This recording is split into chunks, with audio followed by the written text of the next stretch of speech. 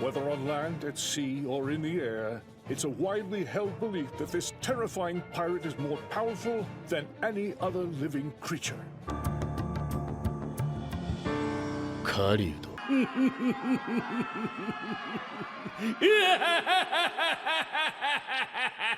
Sanji's biggest weakness post-time skip has finally been fixed, with him now becoming Wolverine and hidden potential finally unlocking due to the modifications that Judge did to him and all of his siblings. Sanji is a lot more powerful than people give him credit, but I don't blame them considering he has been given the short end of the stick for the better part of a decade ever since the post-time skip started. He hasn't been as cool as he used to be pre-time skip, and he doesn't get as much time to shine like Zoro and Luffy. So you understand why so many fans are excited about this development, because it's been a long time coming. Where Whole Cake Island explored his past and gave us some more character growth, in Wano we are getting a follow-up where we're seeing just how strong Sanji is and will become. Even through his metamorphosis, he still needs more power in order to defeat Queen once and for all, so that would suggest that another power-up is incoming for Sanji. So today we'll be discovering just how strong Sanji has become, as well as all of his future abilities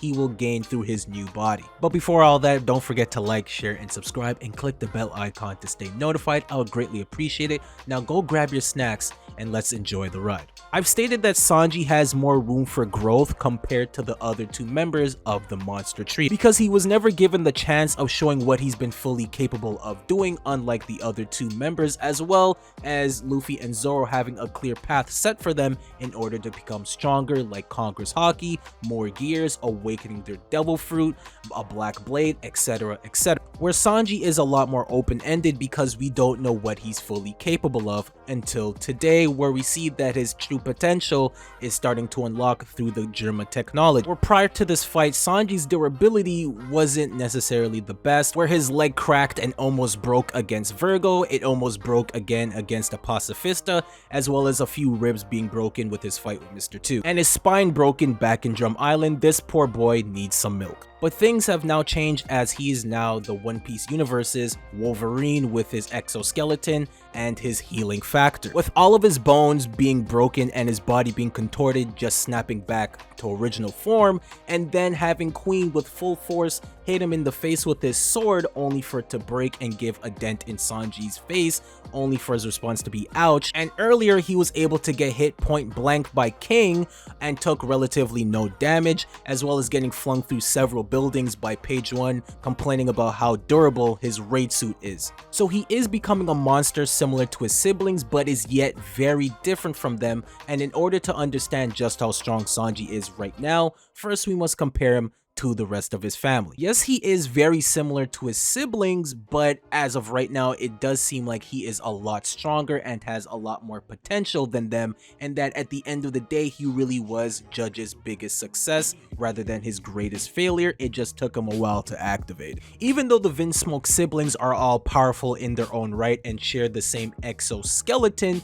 when they did fight against the Big Mom commanders, they all were defeated quick, fast, and in a hurry. While Sanji gets hit by a much more lethal attack and is relatively okay, as well as Yonji having to go to the doctor to fix his face, where Sanji recovers in just a matter of seconds, showing that he is a lot more superior to the rest of his family. Because of this recent development, Sanji should also be bulletproof just like his siblings. I find it funny that every time Sanji gets a new power-up or development, it actually is referenced way earlier on in the series. For example, when he's fighting Pearl and he's surrounded by fire, he states that no chef should be scared of flames, and when he kicks him, it looks like Diablo Jambe. Just a few hundred chapters later, he develops Diablo Jambe. He's fighting Kurobi underwater at Arlong Park and he can't keep up, and a few hundred chapters later, he's now able to move like a fishman underwater with Blue Walk. He fights Absalom and complains that he stole his dream of turning invisible, and just a few hundred chapters later, Sanji is now able to turn invisible due to his raid suit. And then there's the Iron Body development, where he fought several Tekai users like Jabra and Virgo, where he complained that their body is as hard as steel, and also breaking his leg against Kuma back in Thriller Bark, who is literally an iron body by becoming a cyborg, with Virgo almost breaking his leg. And in Whole Cake Island, there were several characters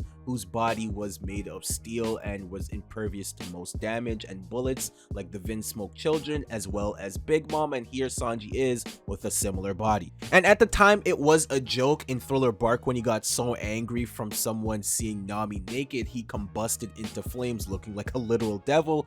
A few hundred chapters later, he's able to do the same thing, but this time voluntarily with the use of Hell's memories.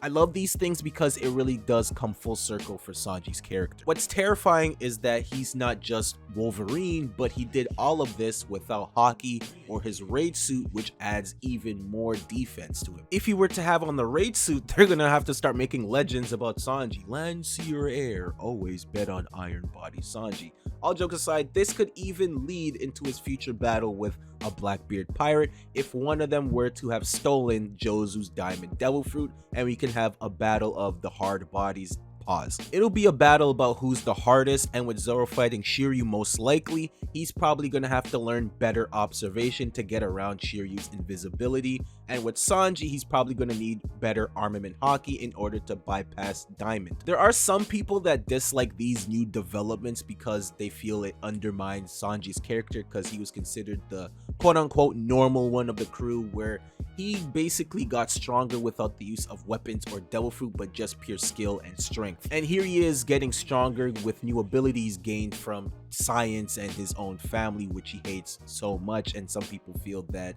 he shouldn't be getting stronger because of his family and lineage. And honestly, I get why people are sort of upset about this. They'd rather Sanji get stronger through his own merits rather than outside help. And the fact he's getting stronger through his family's lineage is kind of annoying for Sanji's character, but I think that is the entire purpose of what's going on with Sanji right now. Sanji has been having some inner struggle and rejecting his family, when in actuality he should be accepting them.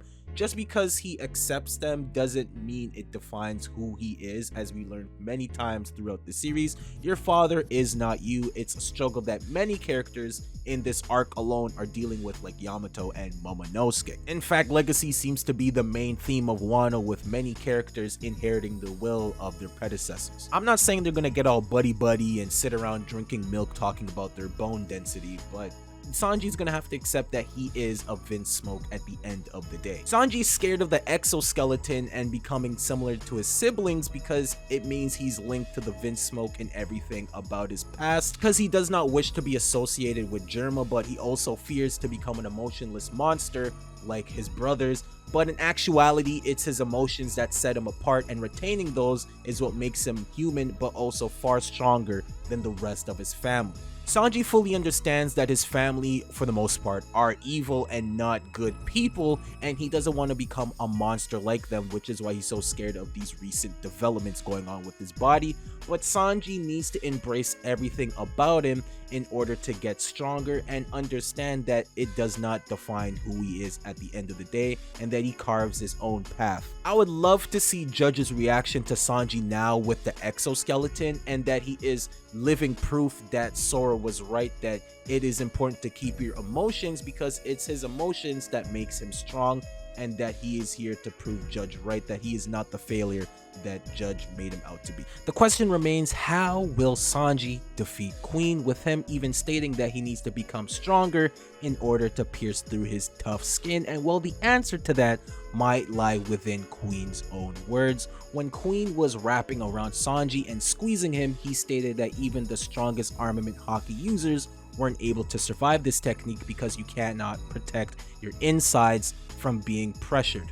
And interesting enough, this is the exact situation we went through with Kaido on top of the rooftop when they realized they had to figure out a way to penetrate through his skin, and so everyone came to the conclusion to just attack him from the inside, with Kid using pressure as a way to bypass Kaido's tough scales. And well, that answer might apply here as well, where Sanji is going to have to find a way to pierce through Queen's skin by attacking him from the inside. And well, if we look back at Enies lobby when Diablo Jambe was first introduced, when Jobber was hit, he stated that his chest was burning, but so was his insides. So with that knowledge, we know that Sanji's kicks are able to penetrate a person's body and burn them from the inside to an extent. Let's switch gears and indulge me for a bit as we talk about King for just a second. It will make sense at the end, I promise. Although we do not know what King looks like as of this recording, he does have the black wings, the darker skin tone, as well as being able to manipulate fire. He might have the appearance of a devil, which could be the reason why he was persecuted by the world's government many years ago, which is why he hides his face, because he has a very devilish appearance, or maybe he just has a slave mark on his face, which would be kind of wild. Now we look at Sanji, who can somewhat conjure flames, as well as when he gets really angry, he's engulfed by fire and looks very devilish in appearance. And there might be a reason to that. For this entire time, many folks believed, as well as I, that it was hockey related, because there are other characters that can conjure up flames in their attacks, like Luffy and Marigold of the Boa sisters. But the reason for Sanji might be because of his blood, as it was hinted that only Lunarians are able to conjure up flames, and that it must be Judge's doing because of the cybernetics that he did on his children, and that it's possible that Sanji has the DNA of a Lunarian, which explains how he's able to conjure up fire. And if that's the case, then Sanji should be able to manipulate and control the flames like King, as well as maybe get even hotter fire. What I'm getting at is, whatever King is capable of doing with his fire, it's possible that Sanji is able to do as well in the future. We even seen King use a flaming kick earlier in the arc, very similar to Sanji, so it's not that far-fetched. We know just how important emotions are for Sanji, as the more passionate he is, the hotter the flames, and the more emotion, the more stronger he gets. And we haven't seen Hell's Memory since Fishman Island, and it's long overdue, and these hot flames could be the key in defeating Queen once and for all. Or possibly his next power-up will be hockey related. Unlike the other two monster trio, Sanji hasn't had any developments in hockey yet in this arc. Of course, Sanji could learn more advanced armament hockey similar to Luffy and be able to bypass Queen's defenses and hurt him from the inside similar to Luffy and Kaido. But it seems this fight is going to be more centered around science and Sanji's lineage rather than hockey, at least that's as far as I can tell. But the key factor in defeating Queen could lie in the raid suit, as he hasn't put it on yet, and we know that it gives him even more power, defense, and speed. So the conclusion of this fight could be him accepting the Vince Smoke family and its power, and finally getting over his pride and putting on the raid suit and defeating Queen. It's the fact that Sanji's doing all of these cool things without the raid suit or hockey added on top, so you know that there's gonna be even more crazier stuff coming in the future, and I would be absolutely shocked if he doesn't end up using the raid suit. I'm confident that he'll use it, and once he does put it on, he'll unlock its true power now that his exoskeleton has been formed. There's always the Okama Kenpo as well as the recipes, but I guess that's more cooking oriented, so we might not see any of that. But